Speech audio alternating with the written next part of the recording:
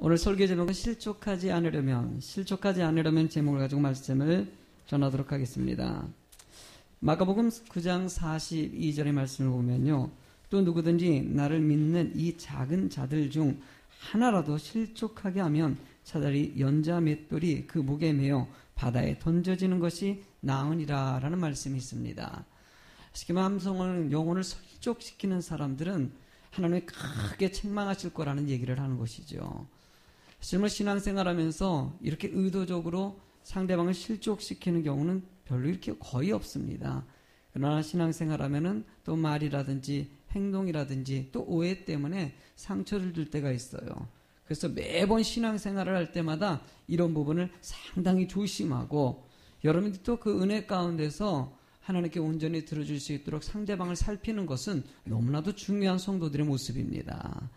그러나 이렇게 상대방이 실족하지 않게 조심하라는 말도 있지만은요, 더 중요한 말씀이 무엇이냐? 바로 시험에 들지 않게 깨어 기도하는 것입니다.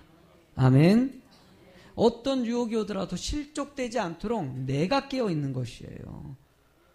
여러분들의 신앙생활에는 늘 장애물 같은 이 신앙생활을 할 수밖에 없어요. 얼마나 유혹이 많은지 몰라요. 사단은 여러분들이 우는 사자같이 늘 믿음을 떨어뜨리려고 하나님 앞에 멀어지게 하려고 수단과 방법을 가리지 않는다는 것이에요. 때로는 사람을 사용하기도 하고 때로는 물질을 사용하기도 하고 건강을 사용하기도 하고 다양한 방법으로 여러분들을 시험 들게 만들고 유혹합니다. 그때 여러분들이 이겨내야 된다는 것이죠. 지난 주일날에 우리 이성균 집사님이 어려움을 좀 당하셨어요. 지금 농사 짓고 있는데 비닐하우스를 이렇게 하고 있는데 비닐하우스가 다 타버렸어요. 그 안에 있는 기계 장비랑 이 모든 것들이 보니까 가격이 싼 게 아니더라고. 이게 뭐 물 주는 기계도 그렇고 꼭 묶는 기계만 해도 한 700~800만 원 될 정도로 아주 비싼 것들이더라고요. 이걸 몇 년 동안 그래서 모아가지고 어려운 형편 가운데 화해농가 하시면서 애를 쓰셨는데 이것이 한순간에 다 타버렸어요. 전기압선으로. 이게 보험도 안 되고 아무것도 안 돼요. 우리 집사님이 지난주일날에 난 예배를 안 드렸길래 그냥 무슨 일이 있지, 몸이 아프신 거 아닌가 이런 염려를 했는데 전화가 왔는데 수요일날인가 전화가 왔는데 목사님, 그래서 아니 집사님 궁금했다고 몸이 어디 아프신 거 아니냐고 그랬더니 그게 아니라 목사님 화재가 나가지고 다 타버렸어요 라고 연락이 왔더라고요. 우리 집사님이 정말 마음이 너무나 힘들어 하시는 거예요. 그런 상황 가운데서도 목사를 또 의지하고자 연락와서 목사님, 내가 그래서 집사님 내가 당장 가보겠다 그랬더니 오지 마세요. 지금 날씨가 너무 춥고 하니까 목사님 오시지 마시고 그냥 계세요. 기도만 해주세요. 뭐 이런 얘기를 하더라고요. 목사가 어떻게 참을 수가 있겠습니까? 바로 달려갔더니 그 하우스 안에 있는 모든 것들이 다 타버리고 그 엄청나게 넓거든요. 거기가 폭이 한 100m 정도 될까요? 그 심어놓은 꽃들이 그날도 얼마나 추웠는지 몰라요. 제가 간 날도요. 잠시도 뭐 서 있을 줄 어려울 정도로 바람이 세게 불더라고요. 화초들은 다 죽어버렸죠. 하우스 안에서 보일러 켜야지 사는 것들인데 불타버렸으니 뭐가 있겠습니까? 너무나 참담한 곳에 그래도 비닐하우스 이렇게 화해농가 하시는 분들이 오셔가지고 청소는 다 해주셨더라고요. 근데 막연하게 집사님이 계셔가지고 어쨌든 집사님 손잡고 기도하는데 집사님이 제 손을 잡고 우시더라고요. 내가 기도하는 순간에 계속 우시고 하는데 이 목사가 얼마나 마음이 아픈지. 집사님이 사실은 조금 더 어떻게 어려우니까 한쪽에 또 땅을 빌려가지고 화해농가를 또 했거든요. 근데 이게 처음 하는 땅이라 가지고 심은 게 잘못돼가지고 사실 다 실패를 했어요. 근데 그쪽도 그렇고 이쪽은 화재로 그랬고 완전히 끝나버렸어요. 거기다 기계 장비까지 다 타버렸으니 이거 완전히 절박한 상황이 돼버린 것이죠. 감사한 것은요, 그렇게 어렵고 힘들 때는 사람이 시험이 듭니다. 낙심이 와요. 좌절이 와요. 그래도 신락같이 하나님 의지하는 마음으로 목사에게 전화하고 기도받는 우리 집사님의 모습, 어려움을 잘 이겨내는 것이죠. 시험에 들지 않게 그래도 계속 기도하고 하나님 바라보려는 이 집사님 마음에 하나님의 힘을 주실 줄로 저는 믿습니다. 제가 이 일이 너무 우리 교회는요 가족입니다. 저도 그 가족된 마음으로 어찌됐든 간에 어저께 긴급하게 너무나 시간이 많지 않아서 운영위원회 모여가지고 어째 우리 성도님들 마음을 모아가지고 좀 도와야 되겠습니다. 제가 SNS에다가도 올렸는데 또 이렇게 돕는 손길들이 있어가지고 지금 나름대로 우리 교회 다니지도 않고 예수 믿지 않는 분들인데도 우리 이성균 집사님 어려운 형편을 보고 돕는다는 전화들이 오고요. 또 입금도 해주시는 분들이 계셔가지고 너무나 고맙더라고요. 여러분들 우리는 한 가족입니다. 한 성도가 어려움에 처한다든지 이런 일 때문에 실족되지 않도록 서로 살피고 서로 돕는 것은 너무나도 중요하다는 것이에요. 여러분들의 마음이 한 마음이 되어서 시험에 들지 않도록 서로 힘이 되어주고 어려운 가운데서 협력하여 손을 이룰 수 있는 우리 교회가 되실 줄로 믿습니다.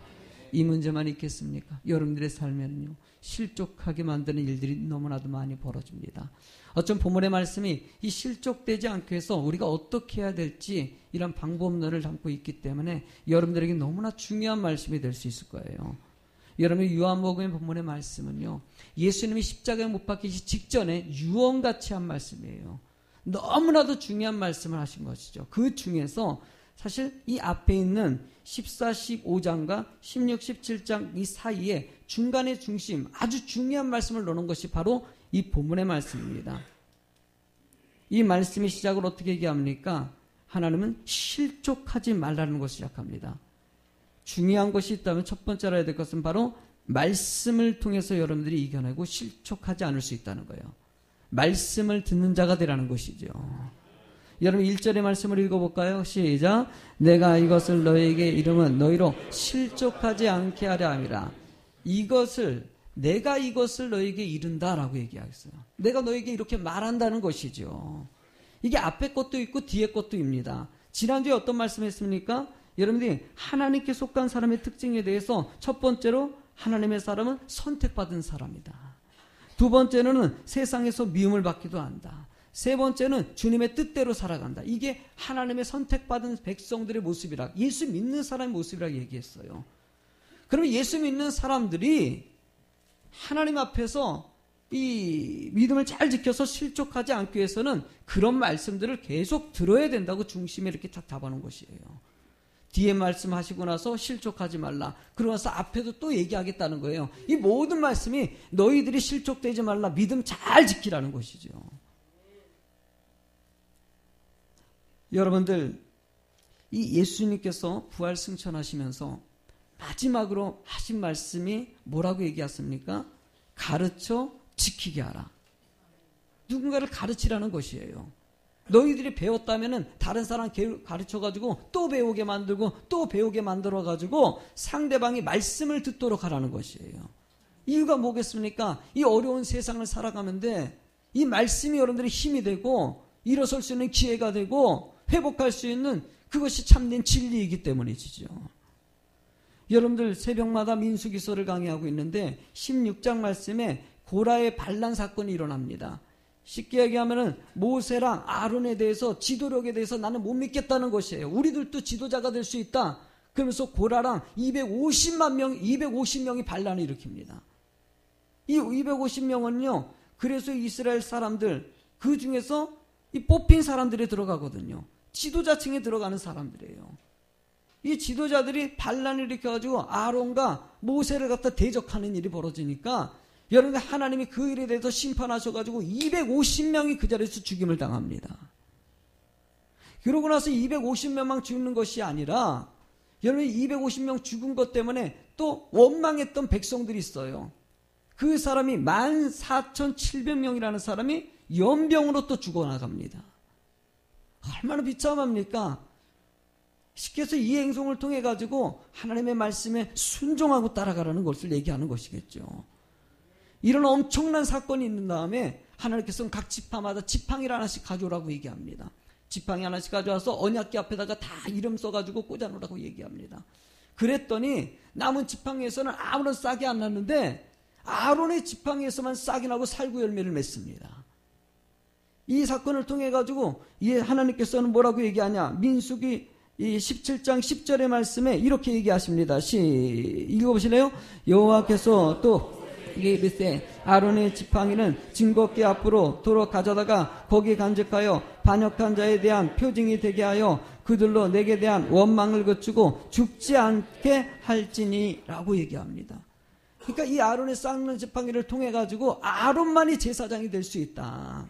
하나님이 선택한 사람은 능력이 있고 뭐 실력이 있고 경험이 있어서 사용하는 것이 아니라 하나님이 지명해서 사용하셨기 때문에 순종하고 따라가는 것을 상징적으로 얘기하기 때문에 이 아론의 지팡이를 언약궤 안에다 넣어서 보관하고 계속 후손들에게 이 사실을 알려가지고 하나님의 말씀만 바라보라고 얘기하는 것이에요. 여러분들 하나님만 바라보시고요. 오늘도 내일도 모레도 주님 오실 날까지 하나님이 중심이 되는 여러분의 삶이 될 줄로 믿습니다.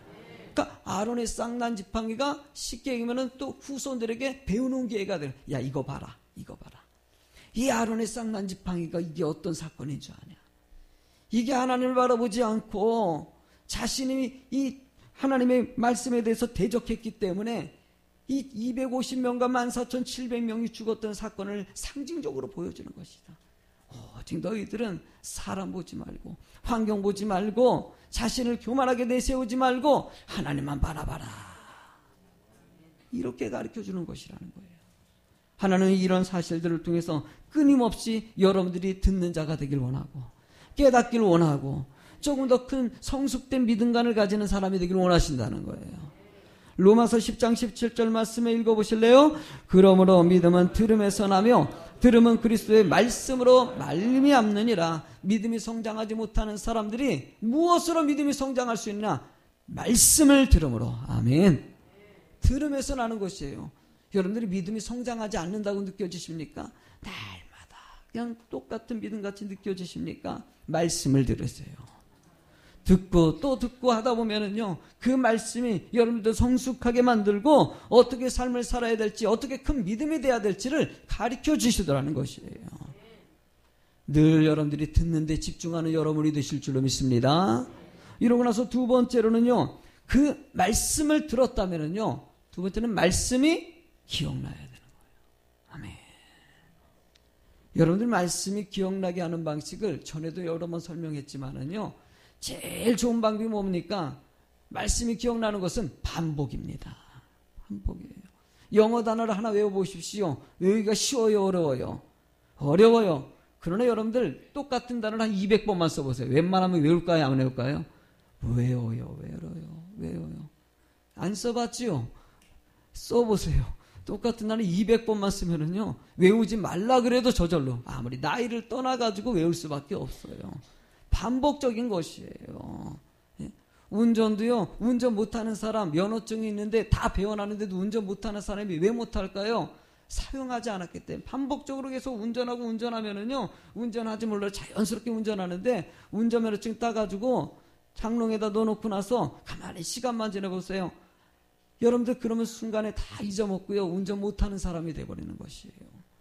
하나님은 여러분들이 말씀을 듣는데 그치는 것이 아니라 계속적으로 이 말씀을 들어서 여러분들의 마음판에 새기라고 얘기합니다.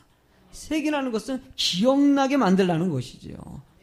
본문의 말씀에서도 여러분들 실족하지 않기 위해서는 4절의 말씀에 이렇게 얘기합니다. 시작. 오직 너에게 이 말을 한 것은 너희로 그때를 당하면 내가 너에게 말한 이것을 기억나게 하려 함이요 처음부터 이 말을 하지 아니한 것은 내가 너희와 함께 있었음이라 라고 합니다. 그때를 당하면 어려움에 처하고 힘든 일이 생겼을 때가 오면은 말씀이 기억나게 하기 위해서 너희들에게 말해준다는 거예요. 그러니까 여러분들이 이렇게 설교 시간에 말씀을 들으면요, 이렇게 말씀 들으면 이런 일들이 벌어지는구나.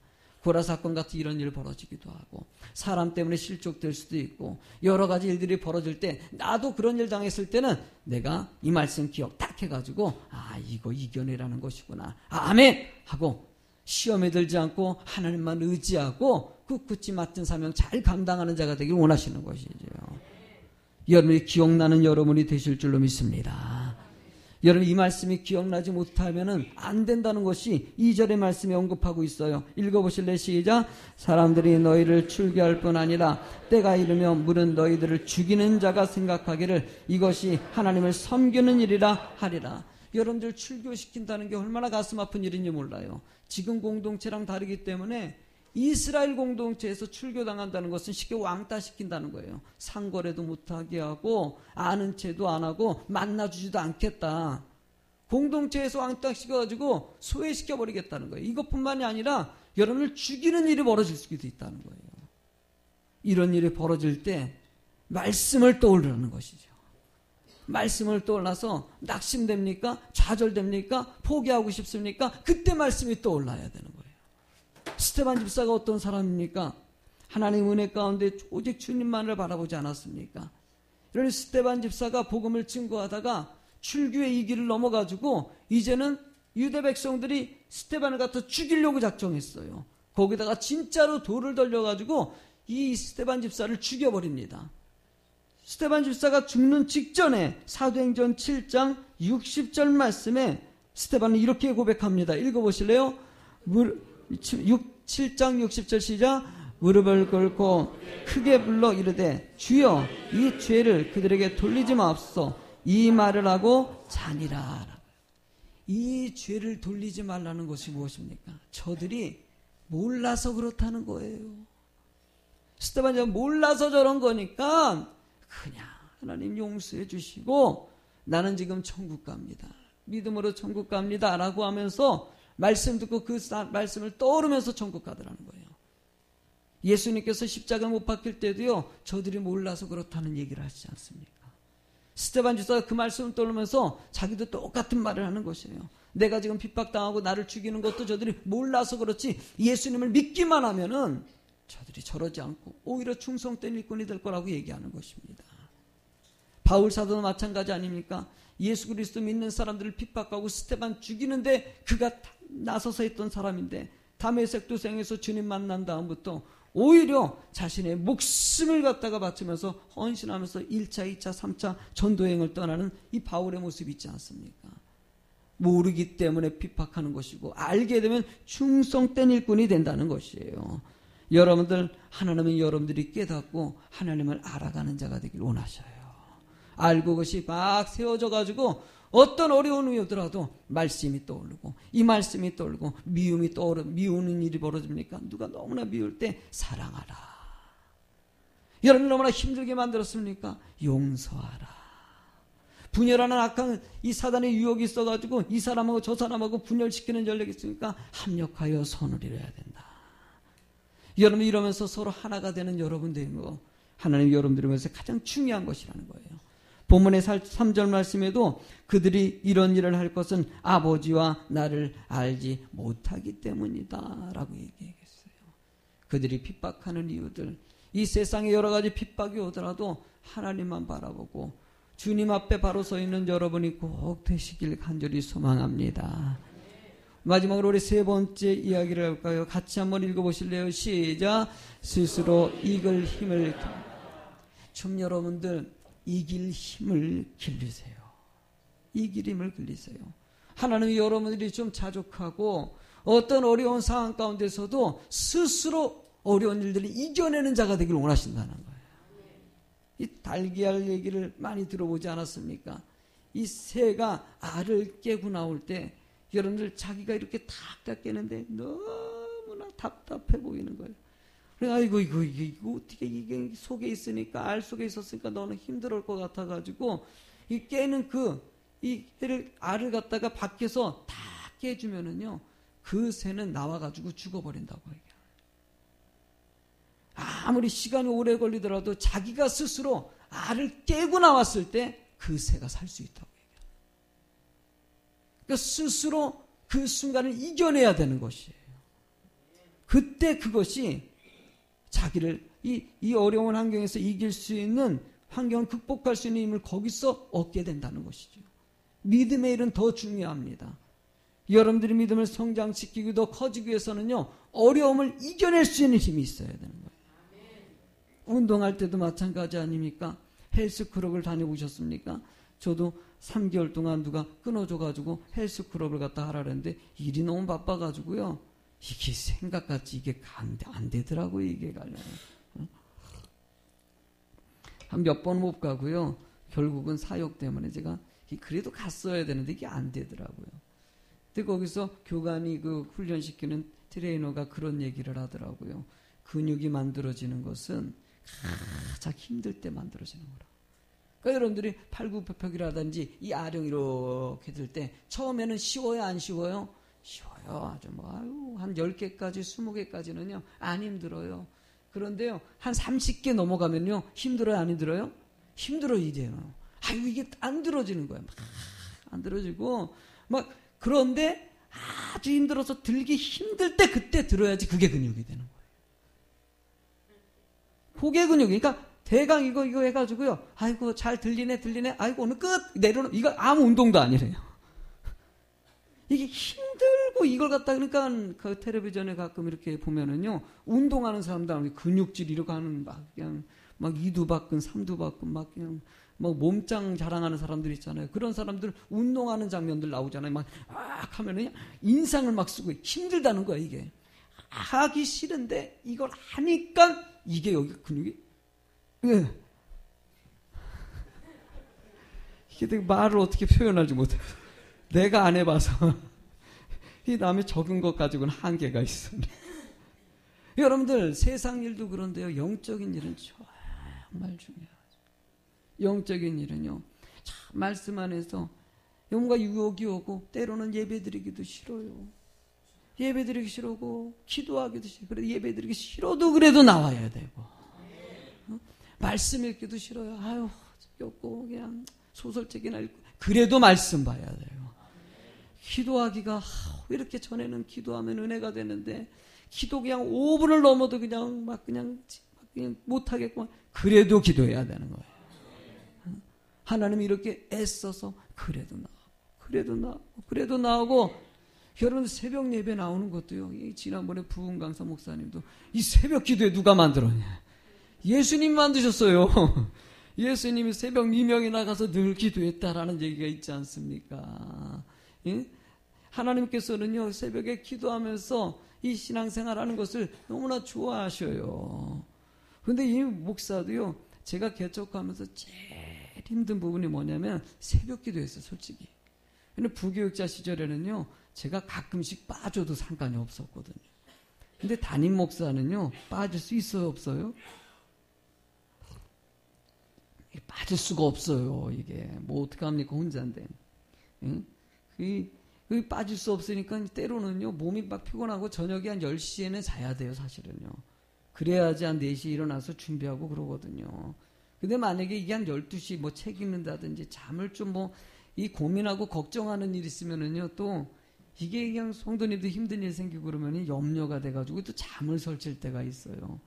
그러면 잠을 좀 못 자면은요 그러면 12시나 넘어서 하면요 솔직히 4시나 이렇게 일어나려고 그러면요 아유